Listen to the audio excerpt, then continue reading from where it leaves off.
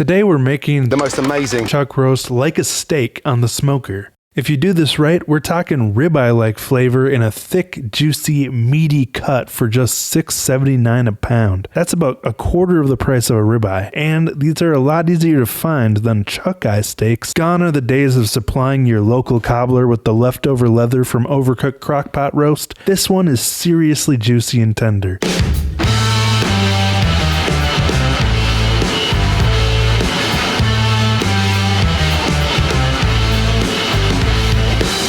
Chuck roast is the perfect cheap cut of meat because it's typically pretty fatty, and us meat fans know that fat equals flavor. Let the fat jokes commence. We'll start with the most amazing chuck roast from Aldi. Try to find one with a nice marbling like this. That's essential for the tenderness because the fat renders down during the reverse sear to make the meat literally melt in your mouth. You'll need a steak knife.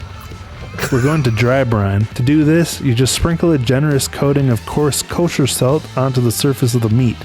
Ideally, you'll let it sit for at least an hour to brine, but overnight in the fridge is even better. Although if you don't have time for dry brining, just sprinkle a fine salt like Redmond's onto your meat after you slice it. Next, it's time to reverse sear it up to temp.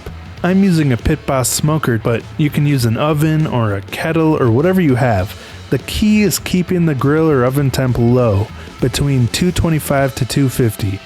Yes, this takes time, but the longer the meat has to cook, the better that fat will render and the more tender it will be. I also like to add a container full of water to keep the humidity up on the inside that helps the smoke bind to the meat better and replaces the need to ever have to spritz your meat to keep it from drying out. You can also see a couple of lamb belly breast plates on the grill. I'll talk about those on another video, but it's another amazing meat for only $3.79 a pound. But because this chuck roast is such a thick piece of meat, I pulled it off the heat and rested it on a rack once it hit 120 internal. I don't wrap it in foil because I want to stop any carryover cooking as soon as possible before the final sear. There's nothing more heartbreaking than overcooking a really nice piece of beef. So this is a good time to say, comment below how you like your beef cooked.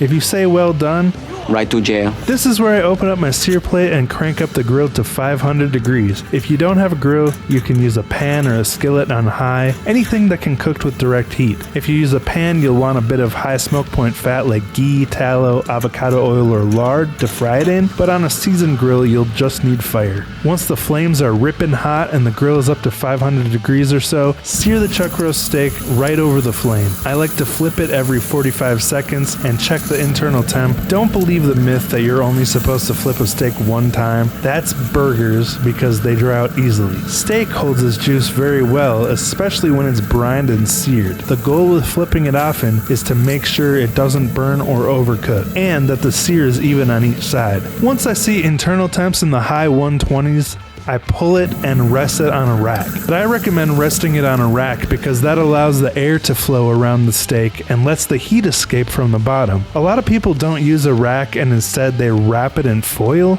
but I think that the open air rack method helps hold in the juices better because the moisture evaporates from the surface and helps the crust hold the internal juices in better than if you tried to hold in the heat with foil. That just ends up steaming the outside of the steak and making the crust less crusty. So I rested this for 10 minutes or so since it's such a thick boy, and now it's time to slice in.